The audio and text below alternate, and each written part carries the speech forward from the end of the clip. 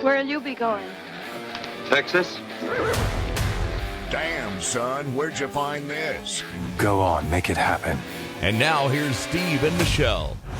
Welcome to Mallett and Michelle. It's Michelle Lewis, where apparently I don't wear the same outfit twice. And here's Steve Mallett. Well, let's just say he's predictable in his outfit. I wear the same outfit 100 times. 100 times. I like being comfortable. I find something that's comfortable and I just wear it over and over and over. So. I am also going to say it is the opening of college football this weekend. I am very excited. So go Horns. I'm going to be in Portland, Oregon, watching it at 9 o'clock in the morning. Oh, nice. In a bar in downtown Portland. I swear.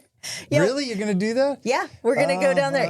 Us and maybe 30 of my Antifa members that are going to be down there. What do you want me to say at your funeral?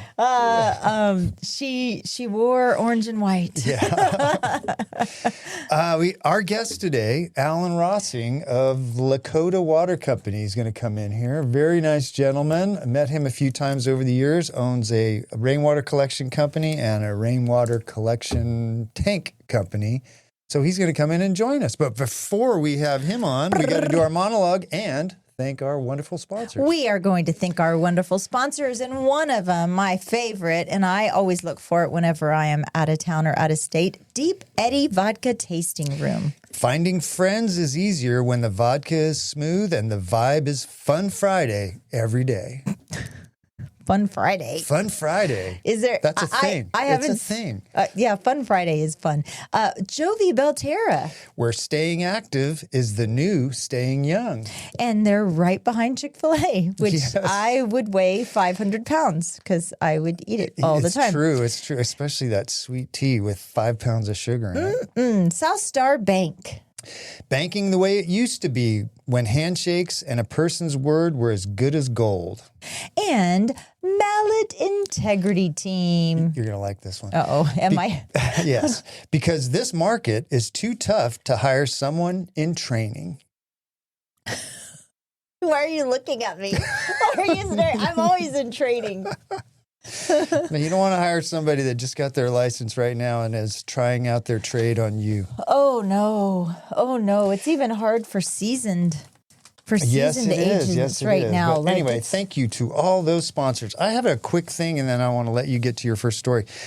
You know, we had the terrible floods, the July 4th floods out in Kerrville. Whether they've been starting the cleanup, the county, Kerr County has hired 2 companies to start collecting debris from out there, and they've collected about 25% of it. And so far, they have collected 411,000 cubic yards of debris, holy cow, which is only 25% of what. So they're going to have close to 2 million cubic yards of debris when this is all said and done. And I mean, it's an ongoing thing. Just to give it some context, the amount that has been collected already would cover 32 football fields over 6 feet deep in debris. That's amazing, isn't it? It's sad. I know that they were looking for places to burn. Yeah, too. That's going to go on for years. But anyway, it's kind of like it was in Wimberley. I remember when. Yeah. It just took forever for them to finish cleaning up. Yeah, that'll go on for a long, long time. But everybody stay safe out there. I'm glad that the cleanup's ongoing, but it's going to be a long time for it. Have you heard anything about a moratorium on selling properties or buying properties out there? Have you heard anything about that? No. I heard maybe you should do a little research on that because I have not heard anything about that. Heard something about that. So I've been in Austin almost 30 years now. I can't believe it. I cannot believe we moved here. You're an old timer. I am. We moved here in 1994. And then just for a short stint, we moved back to San Antonio while Todd was starting his master's degree, and then we moved back. And I never thought I would come back to Austin because when I first moved to Austin, I hated it. I hated Austin. I worked for Motorola. Why did you hate it? Probably Motorola. Oh, yeah. Well, that's different. Actually, Alan, our guest, worked for Motorola. But he's been here since 91, so longer than you. I used to equate it to like working at the firm, where everybody knew kind of everything that was going on. But I just wasn't. I don't know, like into all of the Austin-y stuff. I was kind of sheltered. I liked going back to San Antonio. But then when I came back the second time, obviously I fell in love with it. But when you think of old Austin, what is the era that you think of? For me, well, when it's I the moved here, 1900s yeah, for sure. right, the black and white days. 2003, you could still see the Capitol around most of the skyline. You can't see the Capitol anymore. That was so. And then the Frost Tower was just done, and then they started getting the condos downtown. And Leslie. Oh, okay. So funny story. So I saw this Reddit post. They were talking about how I miss old Austin. Yeah. And people were saying, well, what is your version of old Austin? And so like I put up, if you're watching on YouTube, I put up a screen of what my old Austin looked like. You can see the Capitol is still very prominent, which you can't hardly even see now except for standing in the middle of Congress. No, you can't. It's kind of funny. And then so some of the things that people said that they missed about old Austin was Leslie, of course, driving up and down in a thong bikini and yelling at the police officers. Those new people that don't know, he was this very eccentric gentleman that would ride around on his bicycle in a very skimpy thong. Run for mayor. Yeah, ran for mayor. Very, you couldn't go downtown just about any time without seeing him. What was your first impression of him when you met him? I thought he was absolutely nuts, but then you kind of you see him around and you realize he's harmless and you just kind of go, he's just sort of a fixture in Austin. He would spend a lot of time down on Congress and... Oh, yeah. That's where he spent a lot of time. And then when I worked at the radio station, I've talked about this before, worked with the radio station. The radio station would actually call him up and pay him to show up at events. Really? Yeah, he was in his thong? He was the wealthiest homeless man that ever existed in Austin. I heard he lived in Westlake. Tis the rumor. Huh. Yeah.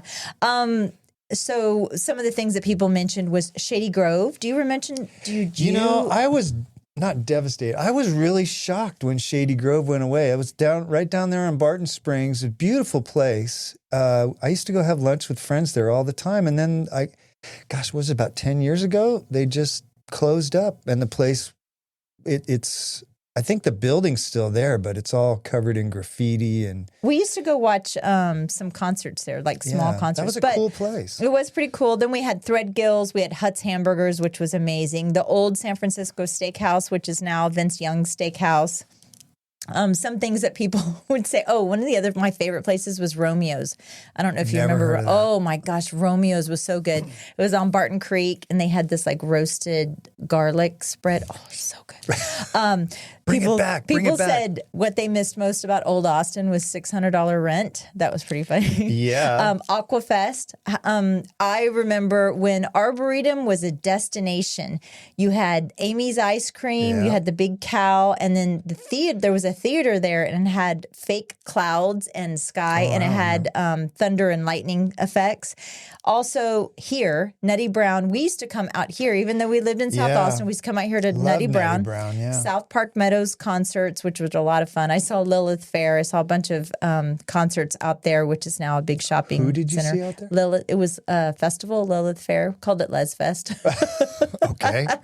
Not sure you can say that on the air. I just did. Free summer concerts on Town Lake. You'd go down there, and everything was free. And then in the Hill Country, where Hill Country Galleria, right across from it, were Home Goods and Fuddruckers, or I don't even think Fuddruckers is there anymore. The Backyard. There was some great concerts. So the Backyard's not there anymore. No, that's all. That's where the Lowe's and everything. TJ Maxx and all that is where the Backyard and that was. home that just kind of sits out there by itself. Yeah, and those people complained. Actually, when I worked for Coke FM, that's when Willie Nelson kicked off the Coke Fest there.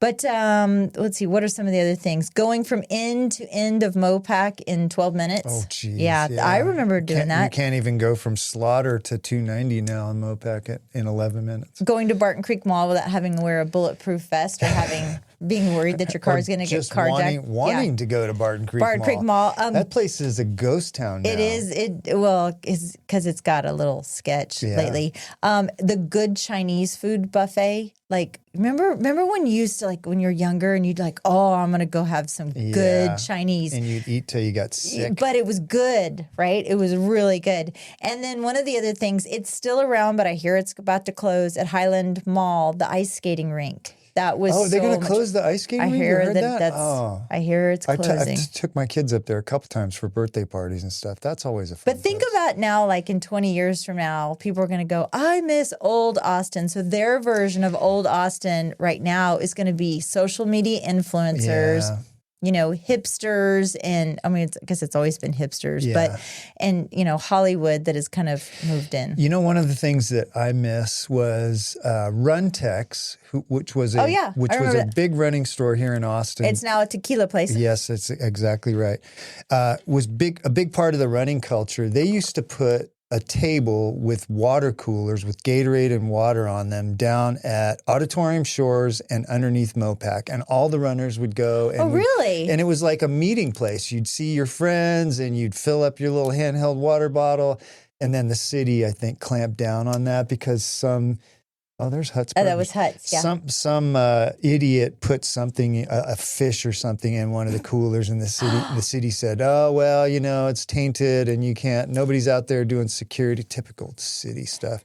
You know what else was? There used to be a guy at Lunef Point. There's like a little place where it's kind of a seating area just off the trail. There used to be a guy that would sit up there with a guitar and he would play music every Saturday morning. And he was really good. He had a little hat, so I was running, I didn't have any money. But the city they came down on him and said, you need to have a permit for an outdoor music concert. So he stopped doing it. That's all this about the same time as the Runtex thing. I do miss old Austin. It was a place where you could kind of be who you wanted to be, and it's not like that now. No, it is. It's not. I actually just want to let you know that I did participate in the Motorola marathon that used to. Did you hand out water? I did. I handed out water. So I wrote down notes while you were talking. Do you want to know the only note I wrote down? What? Lesfest. Lesfest. That's the only thing I wrote down. That's what we used to call it. Lesfest. Hey, we're not a real estate show. Oh, no, we're not. No, but what do we do for a living, Steve? Yes, we sell real estate. I found this in the Wall Street Journal, and I thought this was really interesting.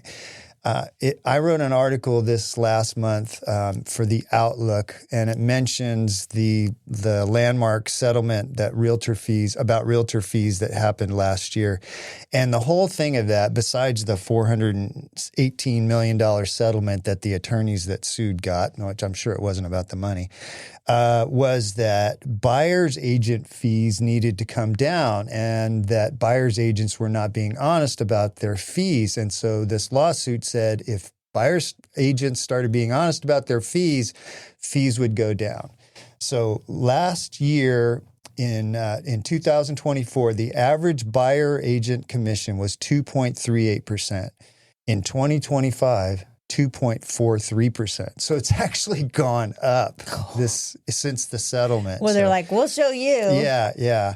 And so this article kind of goes through some theories about why the fees have not gone down. Theory number one is agents don't want to change, which I can tell you, agents don't want to work for less money. And the good ones have the clout to say, I'm worth this and that's what I want to charge. And every fee is negotiable. So the one good thing that's come out of that, though, is now when you meet with the buyer, you got to discuss the fees up front. Didn't used to be like that. I think that's a good thing. Yeah.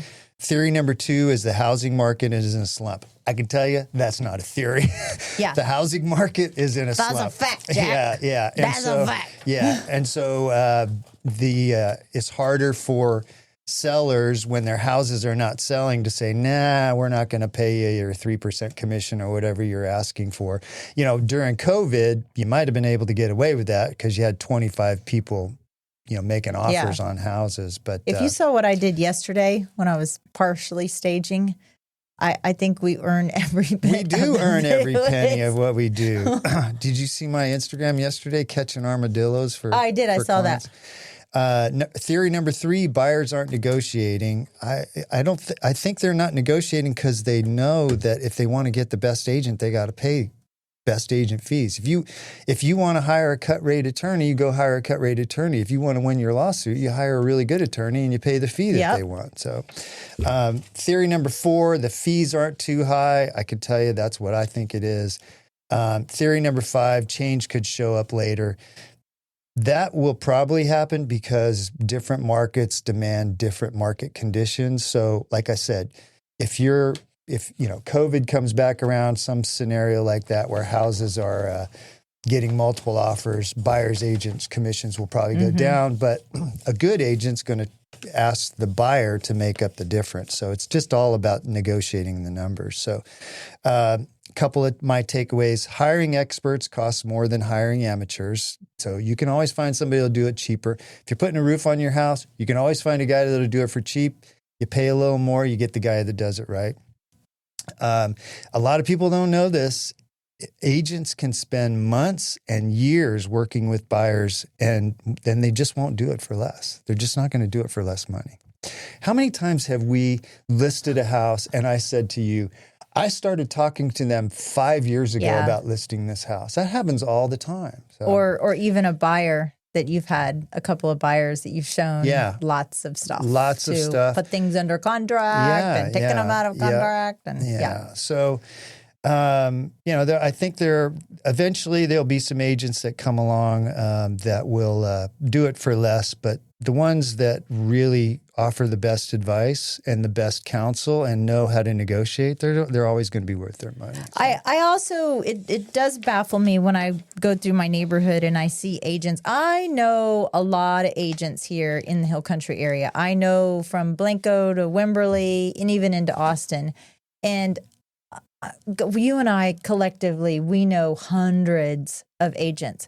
But quite honestly, it baffles me why somebody is going to use an agent that primarily works up in Georgetown or Round Rock to sell your your Round home Rock here. specialist. and Selling your house in High Point. I know. It's usually because it's a weird thing. People tend to hire a friend of a friend or their mom's best friend or something like that. Instead of, like when you're like my example about putting a roof on, you're going to hire the person you think is going to do the best job and you're going to pay them.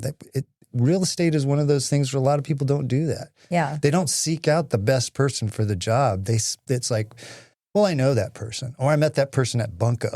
I mean, seriously. Drunko? Yeah, no. No. Well, call us. We're not doing anything. We just sit around here all day. We're doing a podcast on YouTube and live and Apple Podcasts. Well, I already screwed up the cameras. I figured out. Is it not working? Well, no, we're on YouTube. Okay, so I'm going to just give full disclosure. On YouTube. TED Talk with Michelle. TED Talk. I can switch cameras and I can say, there's me, there's Steve, there's Michelle and Steve. But we learned a new feature a couple of weeks ago where I can share my screen on my computer. On your laptop, yeah. I also don't like a messy screen. I don't like all my tabs open. And I realized that when I close the tab that the screen is sharing, it closes the program down. Oh, so we're not getting the link on. It just closes it. So you're just going to see my face today and Steve's face today. And those people on live can see our beautiful Mallett Integrity Mallett Team Integrity Team. But now what I am going to talk about is what is happening this weekend. By the time this airs, it will have already happened and we will prove ourselves victorious and champions. It is the season opener, but the long-awaited rematch, the Texas Longhorns versus Ohio State. Number 1, Texas Longhorns. Number 3, Ohio State. It is the rematch of the Cotton Bowl where Ohio beat us in January. The Houston Chronicle states that Texas plans to be the hunter, not the hunted this time. Ohio State, there's some unusual kind of fun facts. Ohio State had 14 players this last season that were drafted by the NFL, and Texas had 12 players. But while both quarterbacks are in their starting year, Julian Sayin, that's the quarterback for Ohio State. Arch Manning, he's a redshirt sophomore. Okay. So here's a cool little family tree. He's the son of Cooper Manning, which is, believe it or not, the third brother of, I think he actually, The Mannings? he's actually the Eli older brother. Eli, he's the nephew of Eli and Peyton, and he's the grandson of Archie Manning, the legendary quarterback for the New Orleans Saints. He comes from a deep talent pool there. Deep. He played a short stint with the Vikings and the Houston Oilers back in the day.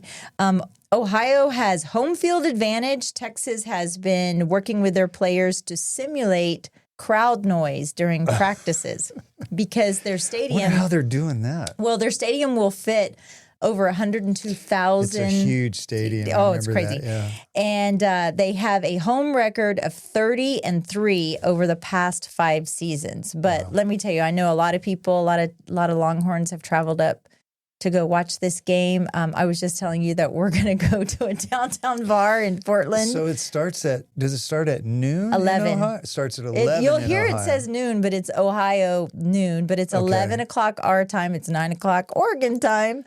Yeah, that's going to be interesting. So I wish I was more interested in that, but I can't get into it. I don't know love why. college ball. I really do. I like college ball probably more than NFL. I'm not a big sports ball fan know. in general, but I like football Well, for it's sure. our hometown team. But while you're watching that, I will be watching La Vuelta, the Tour of Spain cycling race. Oh, that sounds so fascinating. I'm also going to watch paint dry later. Well, I have a quick story about a viral challenge that you probably have not heard of and are not interested in doing, but it's called the 999. It's a baseball challenge, and you go to a professional baseball game and you try and drink 9 beers and eat 9 hot dogs in 9 innings. I don't think I've eaten 9 hot dogs in 9 years. Same with me. I probably haven't even eaten 4, and these are baseball hot dogs, so they're not like little skimpy hot dogs like you sometimes make. They're These not are skinny full- wieners, No, they're big fat big wieners. Yes, they're big fat wiener dogs. Jeez, Michelle, we're canceled again. Damn it. This one's definitely coming beer. off YouTube. You want some for beer sure. now? You want some beer? So people are posting videos of themselves doing this challenge, and I watched some of these videos. It's pretty interesting.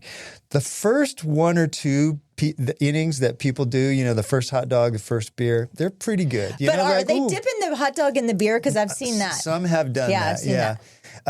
But, the first inning, they're like, ooh, good hot dog. Ooh, I got this beer. It's a nice hot day. That's good. The second one, they're like, oh, this is great. By the 3rd, 4th, and 5th one, they're starting to go, oh, what am I doing to myself here? And if they do make it to the 7th, 8th, and 9th round, they're just off the chain. They're like they're holding on to the nets, singing, Sweet Caroline comes on, and they're like, Sweet Caroline. They're just completely nuts. And almost everybody that says they've done it, they don't show this, but they've all thrown up. But J.J. Watt did it at a game. Oh, did he really? In 5.5 innings. Knocked it out. No problem. Oh, my goodness. I don't drink beer. I don't like beer. I think beer is gross. But same for me, obviously. But so this one person I watched, they went to a San Francisco game. It cost them $228, not including the tickets to the game. $228 for 9 beers and 9 hot dogs at the San Francisco. That's because a beer costs like $15 to $20. That's exactly right. So that challenge is going to cost you at least $200, but be prepared to vomit. So the vomit. And there is a hashtag 9-9-9 on Instagram if you want to watch. Well, you know what it is upside down? 666 because it's the devil. So I'm not doing it. The vomiting devil. So I'm not going to do it. All right. Well, we're going to take a little break and get Alan Rossing of Lakota Water Company in here. So hang on, sit tight. We'll be right back. Vodka flavored vodka? How boring. At Deep Eddy Vodka, we say, why stop there? Our vodka's made with real fruit, handcrafted right here in Texas. We've got bold cocktails, refreshing mocktails, food trailers on the weekends, and plenty of local events. So come sip something with a little more soul than just plain vodka. Deep Eddy Vodka Tasting Room. Live here, sip here. Follow us on Facebook and Instagram at Deep Eddy Vodka Tasting Room. South Star Bank has remained true to its Texas roots for over 100 years. A commitment to the people and communities they serve, along with flexible financial solutions, allow their clients to shine. Mortgage loans, checking accounts, or complete business solutions. South Star Bank is your financial partner. South Star Bank, trusted by professionals, backed by tradition, built for Texas. SouthStarBank.com. Member FDIC, an equal housing lender. NMLS 410624. Find your joy at Jovi Belterra. Life is better here. This vibrant 55 and up community is located in Dripping Springs, just right outside of Austin. 1- and 2-bedroom homes, resort-style amenities, and just steps away from shops and restaurants. Forget the yard work. This is your time to relax, make new friends, and enjoy the life you've dreamed of. Find your joy at Jovi Belterra. Life is better here. Live JoviBelterra.com. 737-387-6870. This show is brought to you in part by the Mallett Integrity Team, serving Dripping Springs, Austin, and the surrounding areas of Central Texas since 2004. When you need the best real estate advice and service, give them a call at 512-829-2062 or email them at mallettintegrityteam.com. And now here's Steve and Michelle. And we are back with Alan Rossing of Lakota Water Company and Lakota Tanks. Welcome to the show. Thank you, Steve. Yeah. I'm glad to be here. Yeah, we've been wanting to get you on for a while. So I've read your bio. You have a really interesting upbringing. Your journey to becoming a business owner for Lakota. And but how'd you end up in Dripping Springs? Well, I was born in Sioux Falls, South Dakota. Immediately put up for adoption. My mother was a full-blood Native American, Lakota Sioux, and she had a drug and alcohol problem. Oh. And there was a Norwegian family out in Minnesota that the lady was always taking care of the infants. She took care of 27 children. Oh, goodness. And would bring them up through high school ages. And I just happened to be blessed enough that I was placed with her, and they fell in love with me. They were already in their 60s when they got me. Wow. And they started falling in love with me and making motions about adopting, and the foster group back then said, no, they're too old, so they took me away. One thing leads to another, and friends of theirs who knew the governor of the state of Minnesota at the time got with him, and he was able to turn that around. Oh, my gosh. And I was placed with them for adoption. What year was that? That would have been 1963 is when I was adopted by them. Wow. And you had, they already had children and grandchildren. Oh, yeah. Right? Yes. Oh, goodness. So how was that kind of just coming into an already huge family? Oh, it was a lot of fun. We 3 older brothers, 1 older sister, and when I say older, they were all about 14 to 15 years. You know, the closest one was around 14 years older than I was. Wow. And so he was already in, quite a bit. He was on his way to the Navy, actually. And but it's a big family. Yeah. Did you ever meet up with your biological mom? I never did. She ended up getting straightened out, as I understand it.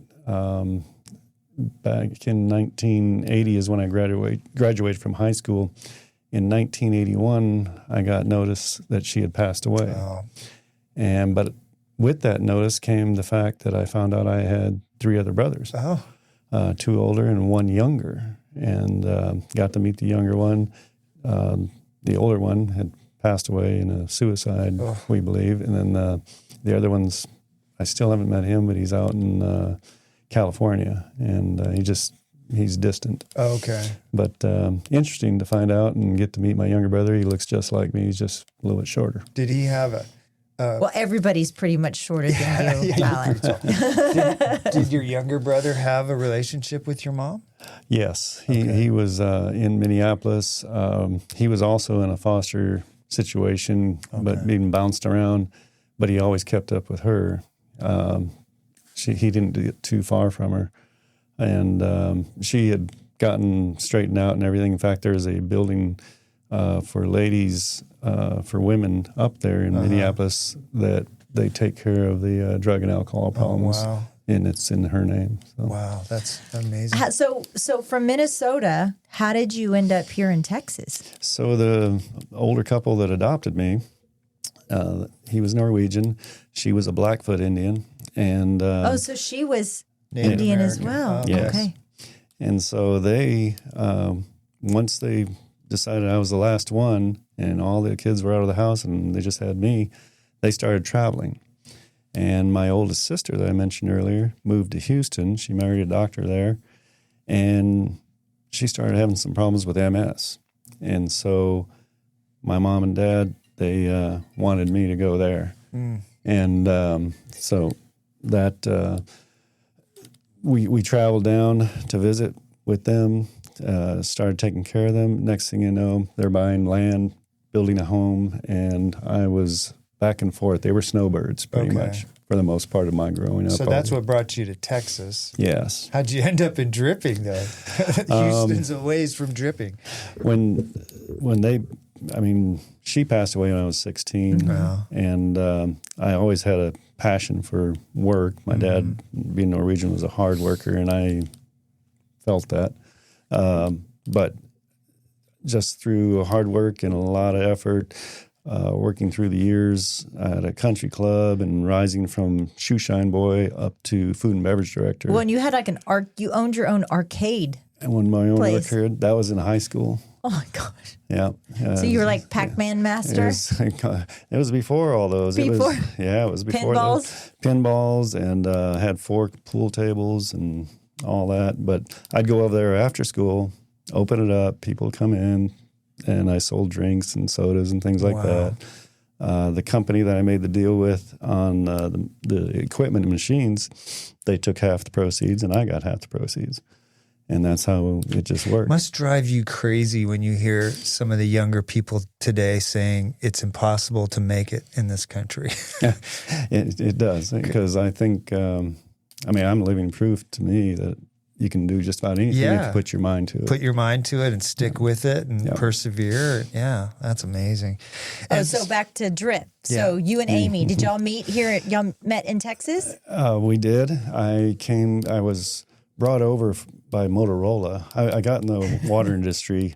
I was just talking about Motorola because I came to Austin via Motorola as well. Yeah, my husband. You guys might have been there about the same time. Okay. Moss 13. Oh, okay. Yeah. Moss 13. I Wow. have no idea what that means. I worked on the design for that water system. Oh, interesting. Yeah, the ultra pure water system. So were you at Ed Bluestein or were you here at Oak Hill? I was hired for Oak Hill, and I had been at Semitech working for our Arrowhead Industrial Water. We took care of the temporary system while Semitech was being built. The people at Semitech liked me so much.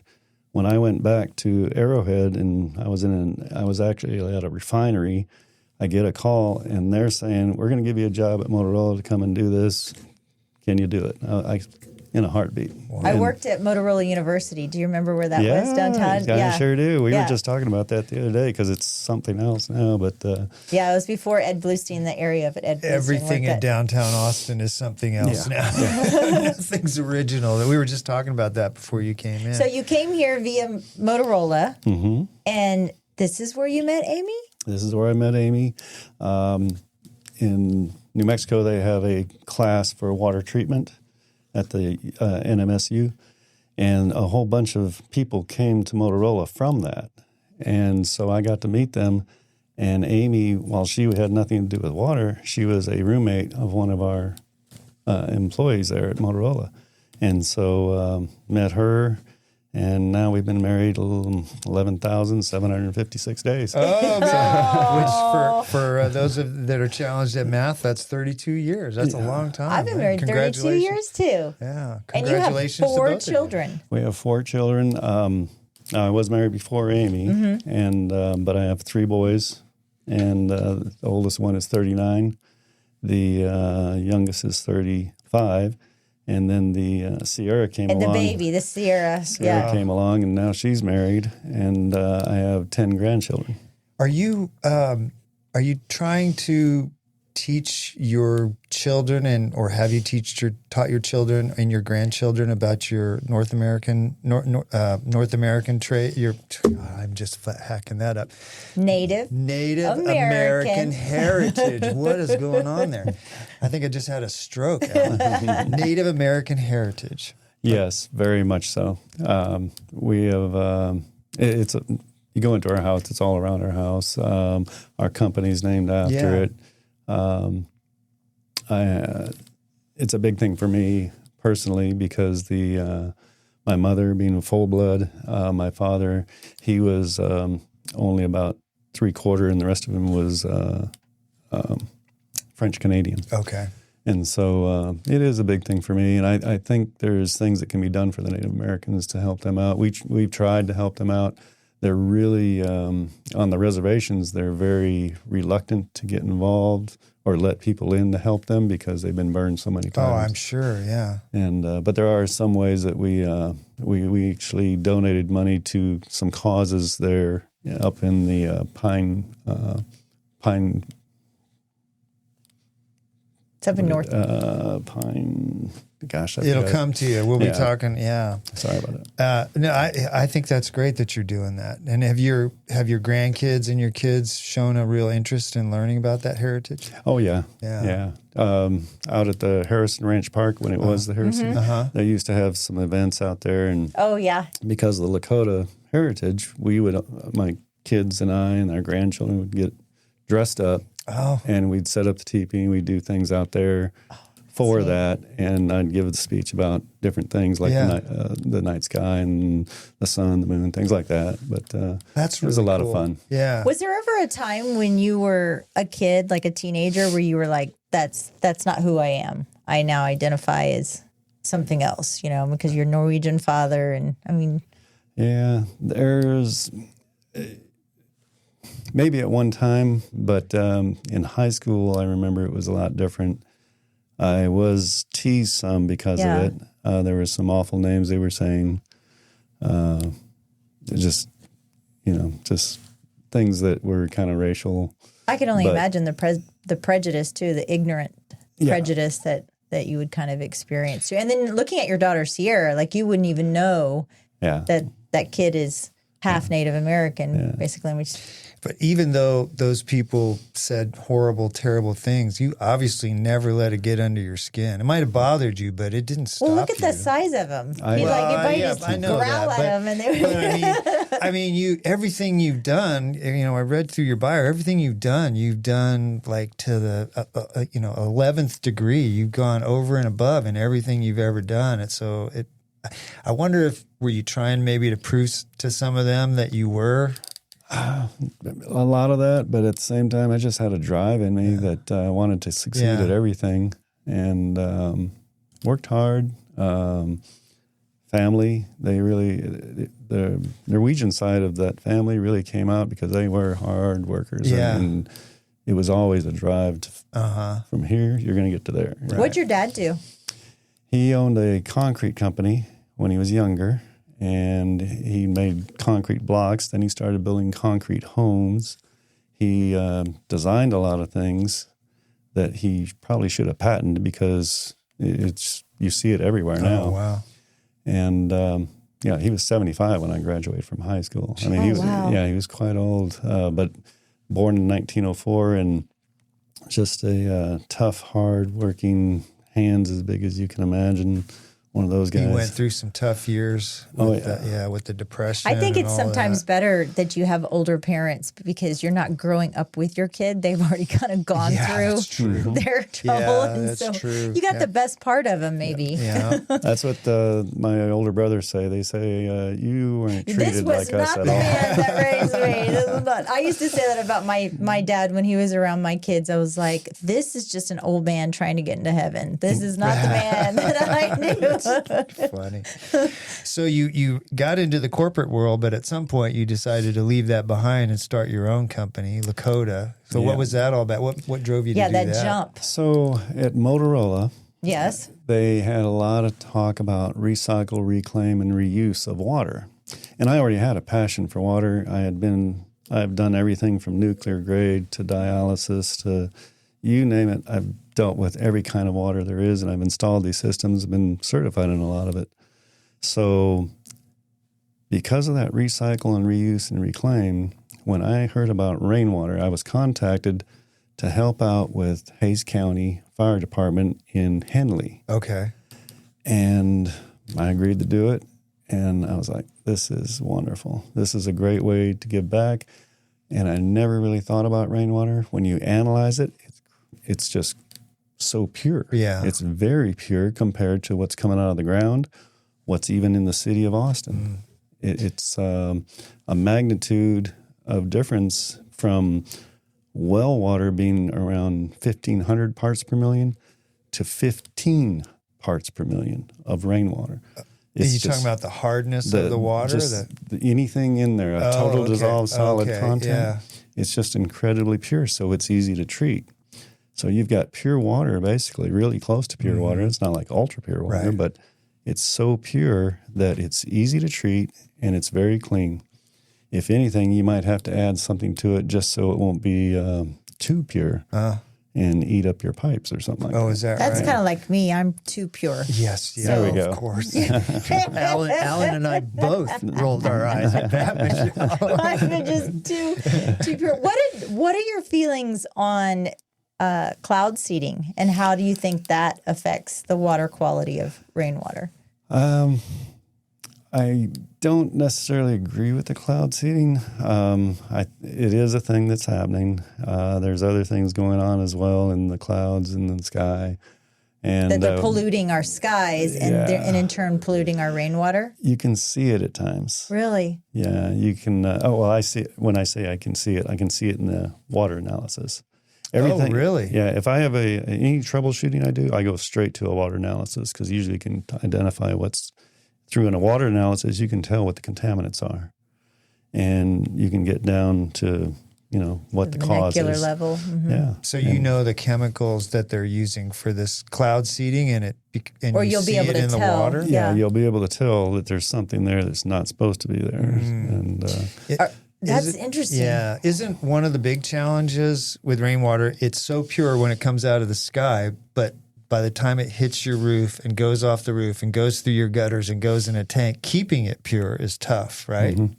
That's a big part of what you guys do. that's what we do. Yeah. What are the different ways you guys do that? Well, I take a different approach on a lot of things than what's been written about and things like that, been accepted. And I believe in a pure water system. And that means pure water from the time it gets on the roof all the way into the gutters through a really fine screen. So the gutters stay clean and the pipes stay clean all the way to the tank where it stays clean. And then I use ozone and kind of treat that big volume of water of 50, 60,000 gallons, whatever it might be. I treat that like a pool. And while we don't run a recirculation system 100% of the time, we do run it at least 1 hour for every 10,000 gallons of storage. And so what that does, it pulls water out, runs it through a special filter, and then right back to the tank. So you don't lose any water, but you're filtering out any sediment that came from the roof, dust. The ozone during that time is also bubbling up like an aquarium. Okay. Air in an aquarium. Well, this is ozone. It's very active. It's called a allotrope. And so that will only last about 15 minutes. But during that 15 minutes, it will attack anything organic. Really? And destroy Kills all it. the bacteria then. Correct. Wow. Bacteria, anything organic. How are tannins. animals and such getting in these tanks? We've done a couple of inspections and there have been animals in there. Is it just like the screen system that has failed or? Well, when I started in the business, and that was quite a few years ago, 22 years ago now, actually 23 coming up in October. But so that initial first year we were going around, we were called to go in and service these older systems. And it was awful. It was a foot of sludge and dead animals and all sorts of things. And you couldn't believe people were drinking this stuff? I could not believe it. I could not believe it. It made me sick. And using old plastic snow shovels, the big wide ones, to get in there and scoop out this stuff and put it in buckets and lift it up and get it out of that tank. And then we'd put in our system, keep it clean. And that's, to me, that's the way to do it. It's this whole natural idea of letting it create a little. Well, that was sort of like the old cisterns. They were just, we've sold properties that just have these rock cisterns. It's concrete on the bottom, rock walls, and that's where they would collect their water. That's where we just saw one, that new development over there in Calterra. So how, can you walk us through of how you're building a tank, and how are you deciding how big of a tank goes with a specific, let's just say, residential home? Residential. So we ask all the questions about their house size. How big is the roof? How many roof areas do you have? Will you have? We make suggestions to add porches, anything to enlarge the roof area. For every 1,000 square feet, you're going to collect 623 gallons in a 1-inch rain. And so we get about 32 inches a year. So we try to match that to the number of the people in the house. If there's going to be a family of 4, we got to match the tank size with the roof size and the number of people. Or they have to have an alternate source of water as a backup. Okay. And if 2 of them are 14 and 15-year-old girls, you have to double the size of the tanks, right? That is about right.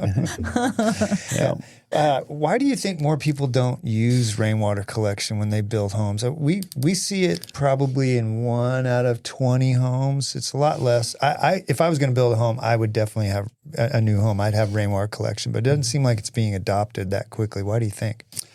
I think a lot of it has to do with, one, cost. It does cost a lot of money. It's not, somebody had the rule of thumb, it's only $1 a gallon or something like that. Well, that was a farce. Yeah. But the truth is that it is going to cost extra, more than probably just hooking up to city water. The water tap. Yeah, a water tap. Whereas a well, now the well costs have gone way up. Yeah. I've heard of $80,000 to $90,000 just to drill a well. There's in places in Wimberley, it's in a certain aquifer, and you have to pay these permits, and it is, they're seeing $80,000 and $90,000 to be able to drill a well there. That's great. It's not that much in dripping in most places, but it's still $30,000, $40,000 for a well here. But if you're, so you obviously have to have the land, right, to have water. But if let's just say you're somebody in a subdivision, a single family home, what can you do to collect water on a smaller scale? That's a good question. We have various tanks. There's types that will go up against the house. There's also designs. I've done a number of designs where I built in what is like a basement up north, but it's actually a tank underneath your house when you build your house. Cost a little bit extra or more, of course, but some of these homes you could store 50, 60, 70,000 gallons underneath your house, and I've got multiple customers that have that. And you have to have a specific kind of roof. You couldn't have a shingled roof. You could have one of my questions. Have you seen people collecting rainwater collection off of composite shingle roofs? Yes. So we have a disclaimer in our documents, and what that means is that we highly recommend a metal roof for this, a good quality metal roof, and not painted, but maybe a baked on finish, something that is decent. So you could do it at your house. I couldn't do it at my house. No, you have a composite shingle. Yeah. I have a metal roof, but I've seen people that have collected drinking water off of composite shingle roofs. If you ever stand on a roof in the middle of summer when it's 100 degrees out, you can smell the chemicals coming off that roof. All that stuff goes in your water. Yeah, you talk about microplastics. People talk about drinking microplastics. Micro-tar. That's right. Imagine. We recommend, if you are going to do that, to have reverse osmosis. It's hyperfiltration. It's the tightest form of filtration there is, and it will reject about 96 to 97% of any of those contaminants coming off that roof. But that would be your sole source of drinking water to get it through that. That's the only way. And that is even more expensive because you're replacing those membranes all the time and things like that on the reverse osmosis, and because you're doing the whole house, I think those membranes wear out by the number of gallons that go through them. So. Well, given the fact that water is such a hot topic here in the Hill Country area, what do you think that the city of city of Dripping, is getting wrong about our water right now? Or are we on the path to doing something right without we're making these subdivisions kind of? I think there's a lot of opportunities to improve the water and also improve getting people to use rainwater as another source. As an alternate. And to back off and maybe go more into the xeriscaping or less green grass, things like that. Some people, so much water goes on the ground. Well, you're also it's bound the by one your place that water's used. You're bound by your HOA. A lot of the, Belterra, High Point, ourselves, you're bound by a lot of You're that. not allowed to replace your grass with crushed granite or river rock. I'm starting to hear, where they may think about changing, but for the longest time, I think in High Point, their deed restrictions was you couldn't do xeriscaping at all. So I think a lot of people don't know.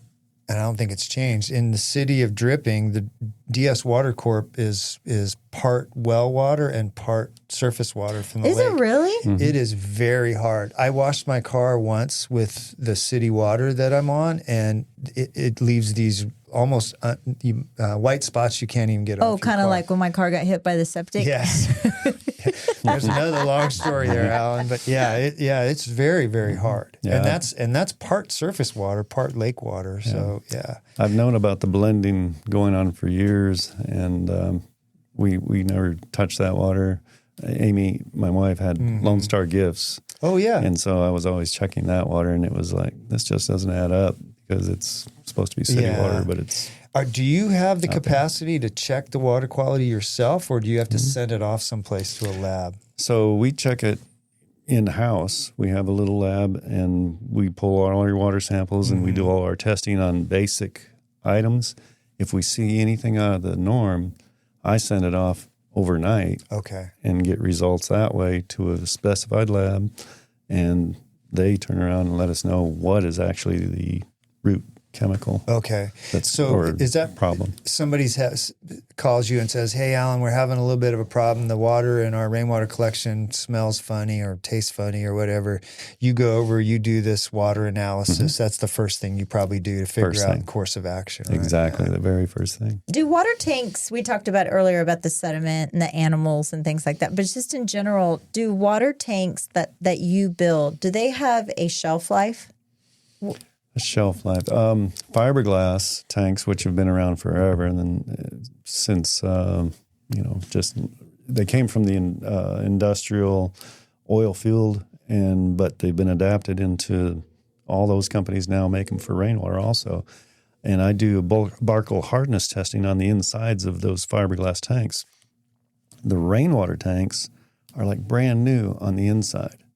On the outside, the sun is eating them away. Sure. So they got to be recoated and cleaned and have resin put back on them. Poly tanks, those tanks have a lifespan of maybe 20 to 25 years, and they're pretty well shot after that. They start cracking, falling apart. There's not a good way to protect them unless you put them completely under something. And even then, they're still going to end up cracking sometime. Is that the galvanized tanks that you sell with the tank company? Are those protective covers for those types of tanks, fiberglass and poly tanks? They're not so much protective covers for them. Okay. Yeah. No, you'd probably put them under a rainwater collection barn or something to protect them make them last as long as possible. The Pioneer tanks... that's a brand name, but they are kind of a dome tank with a metal body around it. They're from Australia. Okay. Best tank I've ever seen because after seeing so many tanks and being in the water industry so long, you see all these things in different liners and such. the liner they have is the tank. That is amazing liner. Okay. Strongest liner I've ever seen, longest lasting. The oldest one is about 38 years old. Ooh, wow. The longest one we've installed is now at about 18 years old and just like new. Just like new. Is it rubber or is it what's it made of? It's a multi-layer. Okay. It's got a number of Different kind of materials in there. And even It's proprietary, Steve. I know. I asked for the recipe. Sorry. their latest version of it, they upgraded it. They made it even better just recently, about 3 years ago, and they added colloidal silver to the outer layer. And so it fights bacteria also. You can actually see this. You can see the difference. And it's... Have you, as rainwater collection's gotten a little more popular, have you seen some competitors popping up? And it seems like I've seen a lot more companies doing it. And you probably seeing, without naming any names, are you seeing people come on the scene and they're making mistakes? Yes, quite a few. Yeah. That happens a lot. Back in 2010, ARCSA, American Catchment Systems Association, they did a study. And our company and another company were identified as the largest doing what we do for potable water systems, drinking water systems, whole house use. Whereas there were over 1,600 companies out there claiming to be rainwater companies, but yet the majority of them their base companies were either pool companies, septic companies, things like that. They weren't really, they were doing it sort of on the side. Exactly. Yeah. It's too important to have somebody that's just doing it sort of as an afterthought. I mean, it's probably the most important system in your house is having clean, potable water. So. For everything, for drinking, for bathing, for your plants, for everything. I take it real seriously because it's your drinking water. This is what your family's going to be drinking. Yeah, that's crazy. I totally forgot what I was going to say. I had it right on the tip of my tongue, and it just went poof out of my head. Alan, what do you wish everybody that you come across knew about what you do and just rainwater collection in general? I wish they knew more about the importance of water as a whole, not just for drinking water, but all the uses and how rainwater is just one aspect of it. You have groundwater, and it's all water. All water is good water. Yeah. Some people even, they hate the septic water. Well, you can clean it up. You can clean any water up. I've never had a situation where I could not clean the water up. And this goes into the industrial end of things too. Really? And I've been tasked with a lot of things over the years, even back in the days with Arrowhead Industrial Water and with U.S. Filter. U.S. Filter became the largest water company in the world. And I worked for them, and I became their branch manager for the Southwest area. But that kind of mentality is what everybody needs to know, that water is just water. And you clean it up, and there's different ways to do it. Some are more expensive than others because they have to be. But we got to do something to keep from, running out of water. We got to do something to help with all the growth and all the people moving in. So piggybacking off of that, are you for that Onion Creek what is it called? The reusable, the reused water? The discharge permit. The discharge permit. Did you get involved in any of that with the city? Not get involved. It was. Oops. Oh boy, that was loud. Sorry. It was the city of Dripping Springs. The TCEQ gave them a permit to, if they had over a certain amount of discharge from their plant, they could put it in Onion Creek. It would be treated water, like you were talking about, not raw effluent or anything like that, and only in just dire emergencies. And there was a big lawsuit that. But Driftwood Country Club said that they would buy all of it. They would buy all of their treated effluent to use for irrigation, which goes back to what you said. It's not like they're spraying raw sewage on their $1 million greens out there. It's treated water that comes out of that plant. But yeah, that lawsuit's been settled. So now the city of Dripping Springs is putting in plans to increase the sewage capacity out here. Is able to do sewer it. Capacity. One of the questions I remembered what my question was. is when it rains a lot and those water tanks get filled totally up. So what are you encouraging? I mean, we hope that it rains a lot and then those water tanks are getting so full. What are you encouraging your clients or your customers to do with that excess water? I don't encourage them to do anything. We get calls saying, I wish I would have got a bigger tank. They see, I have one customer up in Burnett. She started out with one 10,000 gallon tank. This is in the early days, 10,000 gallon fiberglass tank. She said that so often she now has 6 10,000 gallon tanks. Are you serious? Geez, man. She hated to see it overflowing. Yeah. And she did something about it. She just went and got more tanks and kept on coming to us and, well, can you add another tank? Can you add another tank? And we talked about Chuck Lamond, who's a good friend of all of ours, and one of the things, he does a lot of rainwater collection systems. I think you've worked with him on a number of them. But he says the biggest mistake people make is they don't get enough capacity right in the very beginning. Exactly. That's probably got to be pretty common because they go, wow, the tanks are whatever for 10,000 and 20,000 and 30,000, and they get 20,000, and that's not enough.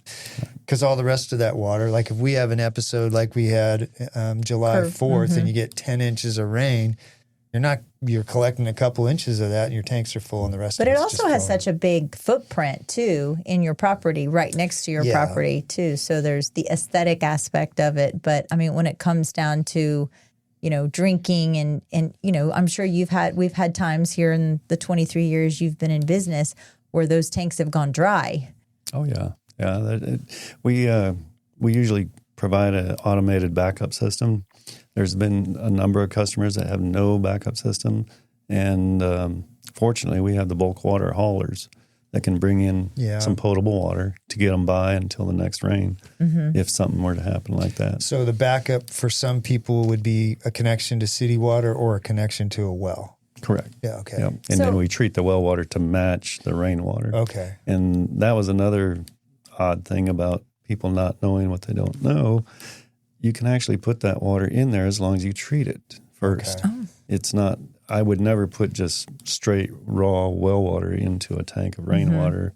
It would be disastrous probably. Oh, really? Yeah. But you can treat it before it goes in there and only fill it up a little bit just to get you by and have it automated. And then when it rains, it fills it all the way fills up. it back up. Yeah. Another point I wanted to make was our companies can become tank brokers because some of our customers come back to us, and when they were younger, they bought this system. They could afford this house, brand new house, and they got a smaller tank. They trade it in. We offer a trade-in program, and they give us that tank. We give them a credit for it. They buy a bigger tank. Oh, and then you go sell that smaller tank to somebody else. Somebody else that needs a break on a price. The lady in Burnett or wherever she is, the 10,000. Right? the 10,000. So being in real estate, I've often heard this, and Steve, you can hear this too. When a home is strictly on rainwater, a lot of times mortgage companies, they have a harder time getting a loan. So how are you kind of helping the client in that sense, educate these mortgage the lenders? Yeah. I've been in a number of situations where I'd go to realtor functions, conferences and such, and give discussions about, this is why and how and the importance of rainwater. ARCS has been great for that, American Rainwater Catchment System Association. They've really done a lot to help promote that and educate people. We still have to educate people. I think I know a group of real estate agents we could use. Yeah, we you need for. to have you come talk to Dripping Springs elite real estate professionals one day about rainwater collection, because I've been in this business 24 years or something, and like I said, I've sold a lot of properties, and I know enough about it to speak about it, but I'm not an expert by any means. The rainwater collection system was one of the reasons why you and I got the idea for DSE, was because we were on a property tour and there was an outside Austin agent, and she said, what is this about this recycled water I keep hearing about? And we had no idea what she was talking about, and it was the rainwater. And we were like, oh, and all of a sudden we're like, okay. And so the idea behind that was we had Austin agents coming out selling properties out here, didn't know anything about septic systems, didn't know anything about rainwater collection, very little about wells. So, they were in over their head, and we thought we need to have a group of local professionals that know what they're talking about. But Alan, it sounds like your business has pretty much just exploded. It's just a supply and demand. You guys have the expertise. Have you had to do social media or anything like that to get That's to why grow he your has business? Sierra now. Yeah. From day one, starting it, just me. It's just done nothing but go up. Yeah. And now we're just busy. We get calls from all over the United States. You were just saying you did a huge system out in, was it New Mexico? Yes. Yeah. Three 30,000-gallon tanks on a big ranch. The farthest we've traveled inside the United States has been north of Tennessee. It's Wow. but Oak Ridge. Okay. And it's up in the Kentucky, right mountains. around there? Yeah, Mhm. it was up in the Smoky Mountains, and the Oh. company called Invenergy, the windmill company. Okay. Multi-billion-dollar company. They called us to install that rainwater system Wow. because it was less expensive to bring us out of Austin area to go up there and put in a rainwater system than it was to drill a well up there. Oh, geez. What's the most unusual way you've had to install something like that? I mean, have you ever had to use a helicopter or anything to kind of drop something down? So in San Antonio at I believe it was the Riverside Elementary, there's 2 elementary schools we did there. One of them, we had to use a monstrous crane to lift up the tank, lift it over the school, and put it right where they wanted it. 3 of them, right where they wanted it in this courtyard. It was you had a very structural, very aesthetically pleasing system, but it had to be lifted. We ended up on TV, and I was nervous as a cat. All I could see is that tank falling. Yeah. And On all the elementary school Talk children. about social media. You've Oh been my famous for goodness! that. Yeah, and but that got us on TV, and then we got interviewed by Fox for Rex Baker's Oh, yeah. house. Yeah, place up Yeah. off of McGregor. Yeah, we did that.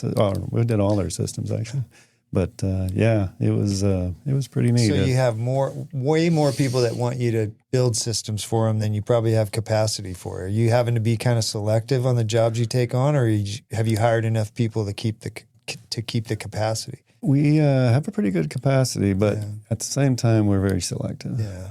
I always have been. I always want it to be a win-win. Right. I do not like win-lose. I don't like lose-win. I like for both parties to be win-win. And when we celebrated our 20-year anniversary, we threw a huge party and invited our customers and had a great time. But these were customers that became friends. Very close friends, Yeah. and they're like family now.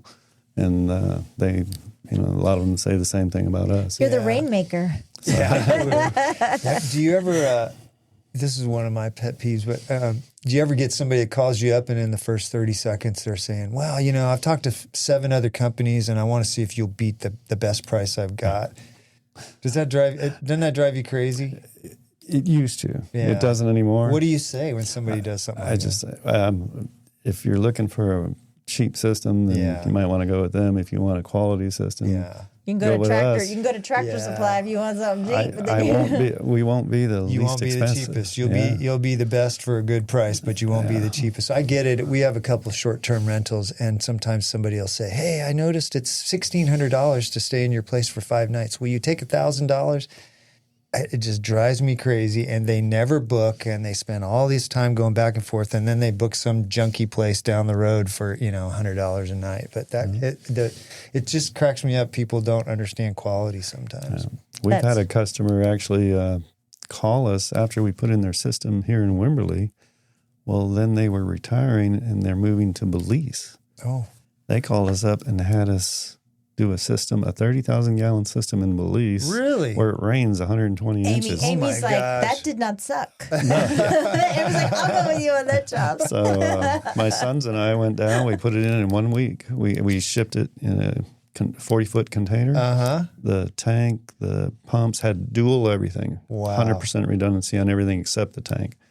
But yeah, out in the jungle of the Belize is where we installed they're it. not ever going to run out of water. No, they're very happy. We go down there to service them. So that's I bet good. you do. Yeah, I bet I just every now and then. What do you think about the states? The only state I know that does this is Colorado. You cannot collect rainwater.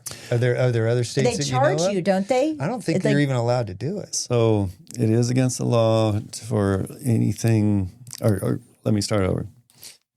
It was against the law, Okay. and they actually put somebody in jail because of it. At one time, arrested him and put him in jail because he was so adamant about What are you in collecting. for? Water. And so with that came a lot of flack from everybody Yeah. about it, and we've been giving them flack about it. And ARCSA, it's a national organization. They've been giving them flack. Well, they finally relaxed it to the point where you can collect up to 750 gallons, I believe, Okay. in 1 year, 750 gallons? and you have to meter it. Oh That's my ridiculous. goodness! Like I don't even know how you monitor. Are there other something. states that you know that are doing that? There was another one. I'm not real familiar with it. It's up north, but I don't know their logistics and Well, what they're saying. What's the reasoning behind That's it? what I was gonna say. I don't why? understand the reasoning. Why do they feel like they need to do that? The state owns that property. But it comes from and the sky. Anything that falls on the state, it belongs to the state. That's what that big old paragraph boils down to. Is that what it's? That's Man, what it's that's saying. not going to fly in Texas, is it? No. Where you can like stick your shotgun and shoot up at the clouds. No, it's just like they are trying to put meters on wells, private wells. I heard that. I That's know. another shotgun situation. Yeah, that's been going on for a while. And if that ever gets put in place, it's just going to get worse and worse and worse. And they say, "Oh, well, we're not going to charge. We're just monitoring." Yeah, eventually you will charge. But, Right. in your bio, you mentioned a number of things. One is your family's very important. I want to get to that. But you went on a bear hunt in Montana. Yeah. I bet that was cool. Did you get a bear? Didn't get a bear. Saw a lot of bear. I bet. Saw a lot of bear. And, Maybe Holly would go on that hunt No, with you. Holly would not even step foot off the plane in Montana. It's pretty wild being in a place where you're not top of the food chain. Well, I guess you are if you got a gun, but still. And the bears in Montana are not little tiny black bears. You probably saw some big bears. There were What some does- big ones. Yeah. Really Does big ones. does bear taste like chicken? What does bear taste like? I don't know. Probably steak. Huh? I just, My oldest son and I went, and he's a big time hunter, big time sports guy. I mean, he just climbed Kilimanjaro, Oh, and geez. oh wow. he travels all over. He's in search of his elk right now. But anyway, we went on this bear hunt, and I'm 63. And Yeah. for me to hike is a hard thing, especially when you're hiking a mile up a side of a hill. Yeah, I bet. And but that's what you had to do to even get close to a bear. And I got to shoot at one, and He's like, "Can't catch zigged when I me." zagged, yeah. and I missed him. But it was still just an experience I'll never forget. Yeah. Loved it. Yeah. Holly and I like backpacking, and she won't go any place where there's a chance of bears. So we're not going backpacking in Montana. You've been several places. Oregon has bears, but then you said do not tell her that bears are there. There's no bears in Oregon. There's just like me when I go out on property. There's no snakes out here. There's no snakes at all. Yeah, no. Now I got to tell the story. Yeah, you I gotta took tell her the out. story. There was a property. I actually think you did a rainwater system out there off of Fitzhugh Road, out towards Johnson City, and it was. Joe Peters had cut up these different parcels, and we were walking around on one, and Joe and I said, well, Michelle, Joe and I are going to walk over here and look at this view from up here. And she didn't say anything. She stood there in this spot, kind of in these tall weeds, and we were gone about 20 minutes. So I came back. She was standing in the exact same spot because she was afraid if she took one step in any direction, she was going to run into 5 rattlesnakes. And I wore sandals because I always wear sandals when we go out on I said, large what'd you do? properties. She said, I just stood here spinning in a circle, looking around, That's it. waiting That's for all you I to come did. back. I had the camera and I just kept going around. You also talked about in your bio when you lived in Houston in the 80s during Hurricane Alicia, you went up on a 36-story building because they wanted you to measure like how, and like I imagine this, you said this rickety old half broken ladder and you had to go up because the roof was ripped off. How old were you at that time? So, well, let's see. I would have been in my 20s, like about 23, 20. Yeah, that's Let's when. get the young guy. No, no brains, obviously. Yeah, no but- brain cells. Let's get it. My boss, so I worked at the country club, and I got to know a lot of people. Oh, see, so you're not even in a roofing company. Well, he had hired me. Not yet. And I was fresh there, but I knew him from the country club. And so we were at the country club, and Hurricane Alicia is happening, and all this is going on. He gets a call, and we're sitting there, and we're having drinks and, just enjoying time alone. All the guys were there. And he goes, you. Short stick. Here's $1,000. Go up and get me that measurement. Really? He gave me $1,000 cash. In I hopped in the 1980 truck. something? Yeah. And I'll took do off. it right now. And I got there, and there's glass falling down still out of these buildings. Geez. There's wind, there's rain, and I'm like, oh, what have I done?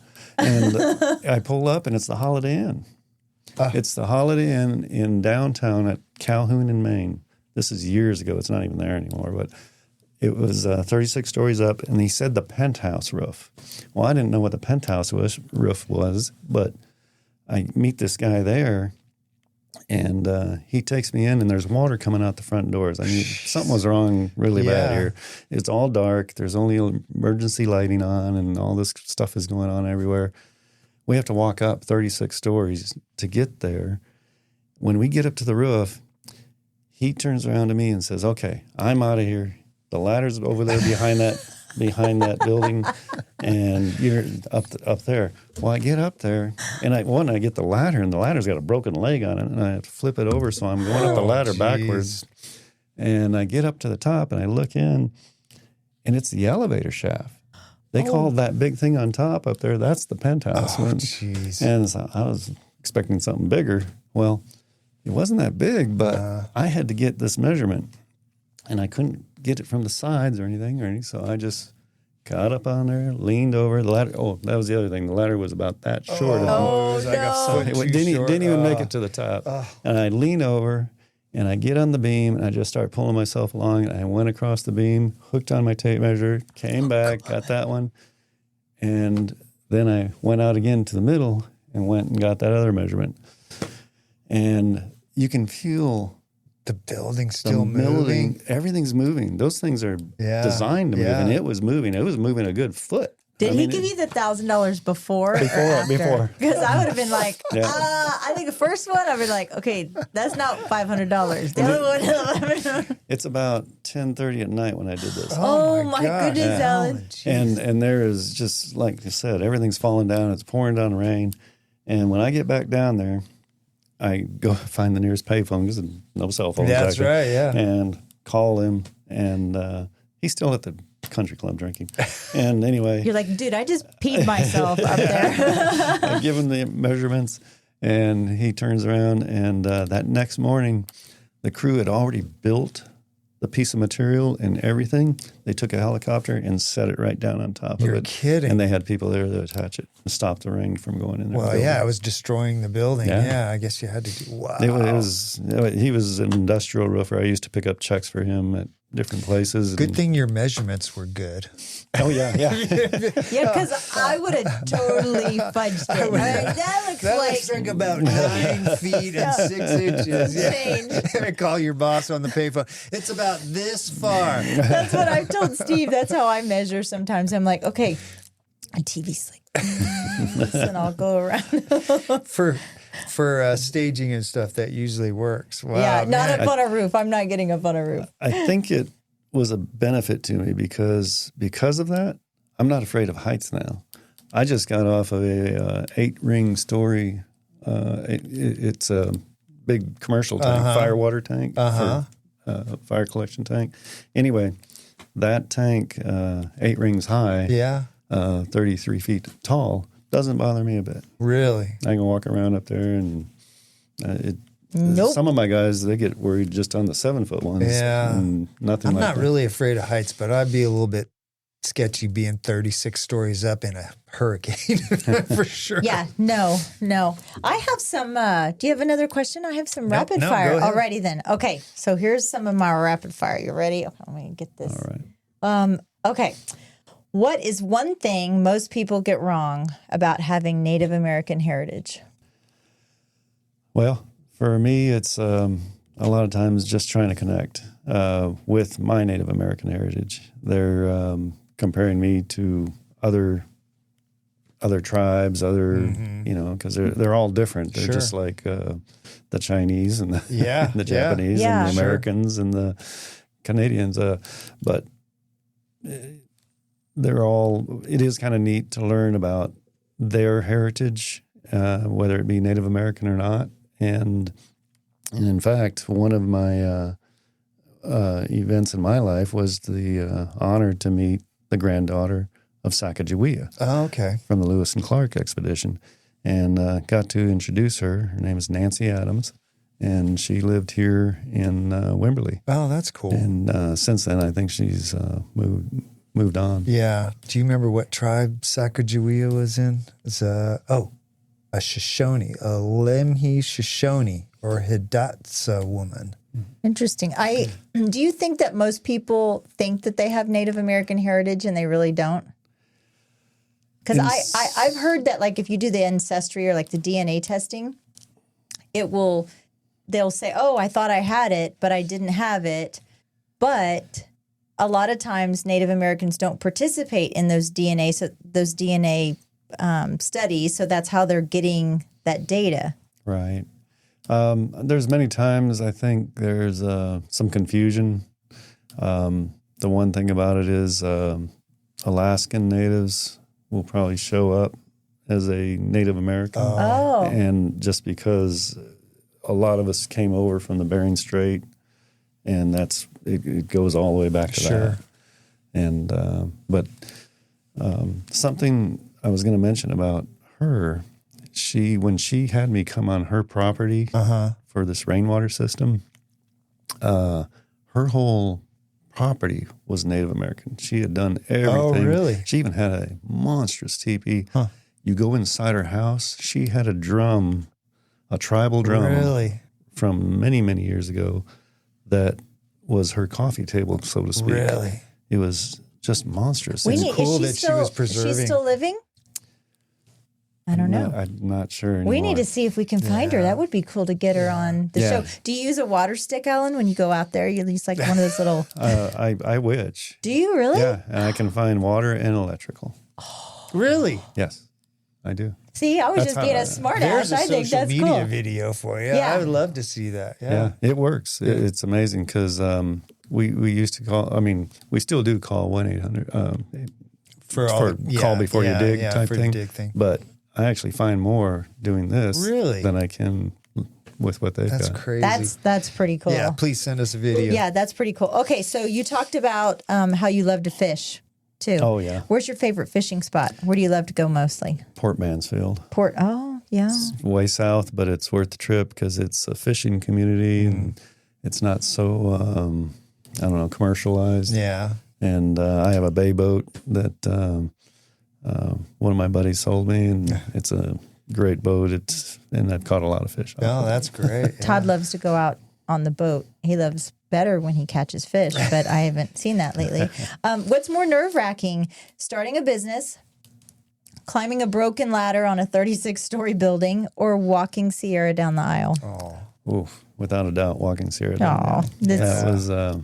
That was special, very special. Well, there's something about your daughter. There's moments in life that make everything, all the hard work worthwhile, and that's one of them for sure. That's true. Exactly. Well, and I am a 100% bottled water snob. First off, I don't like water. I think it's gross. I hate it. She calls it sink water. It's sink water. I drink brown water all the time. I drink tea all day long as I drink tea. And if I drink water, it's by force, not by choice, for sure.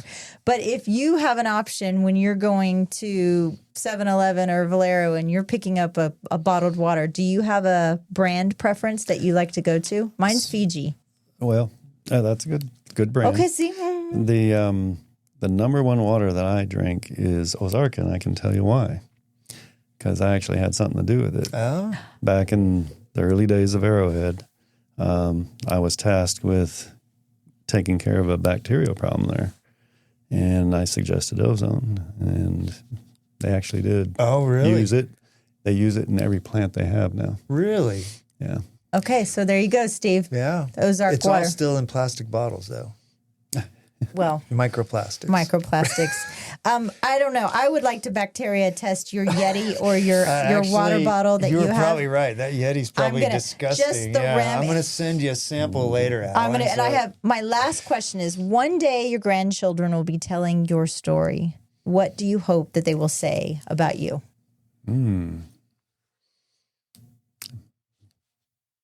That he was a good man. I mean, an honest man with integrity. That's what I hope they say about me. That's got to be one of the most important things. That's the legacy you want to leave. Your family's obviously very important to you. Oh, very. Yeah. You have these big gatherings, and you got, I don't know how many people now you have that when the whole family shows up, it's dozens, it sounds like. Oh, yeah. That's got to be really fun. I can tell by the smile on your face that's a highlight for you. We on Facebook, and we're on Facebook, of course, but my personal Facebook, there's a lot of pictures and stuff like that, and big group gatherings that we have. So if somebody wants to find out about rainwater collection, where would they go to learn more about you and your company? LakotaWaterCompany.com is probably the one. We're getting ready to, in fact, Sierra is getting ready to update this one. This website. She's already been doing some other work on our other one, which is LakotaTankCompany.com. And I really like your logo. That logo is very cool.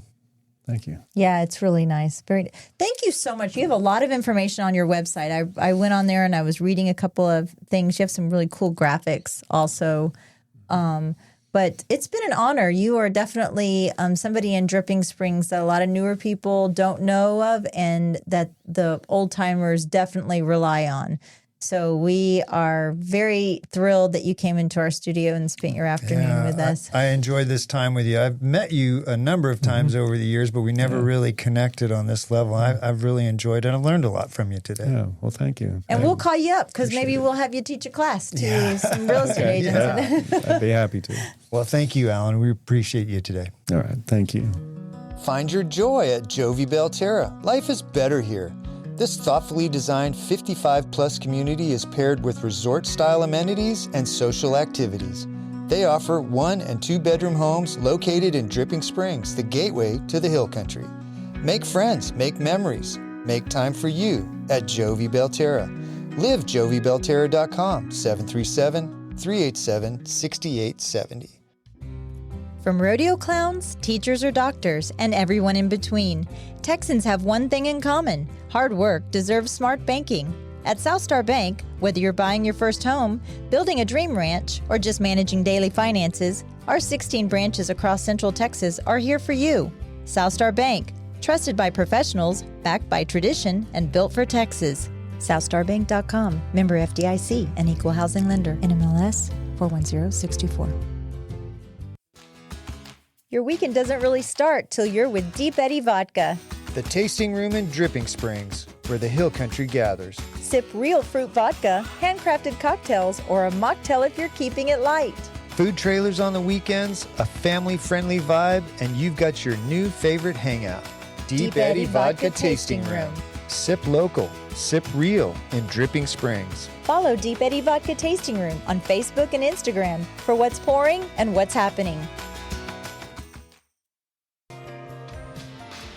This show is brought to you in part by the Mallett Integrity Team, serving Dripping Springs, Austin, and the surrounding areas of Central Texas since 2004. When you need the best real estate advice and service, give them a call at 512-829-2062 or email them at mallettintegrityteam.com. You know you like us, so go now to Apple Podcast or Spotify and leave us a review. Why don't ya? We love your feedback and comments. Email us at mallettandmichelle@gmail.com. Thanks for putting up with us.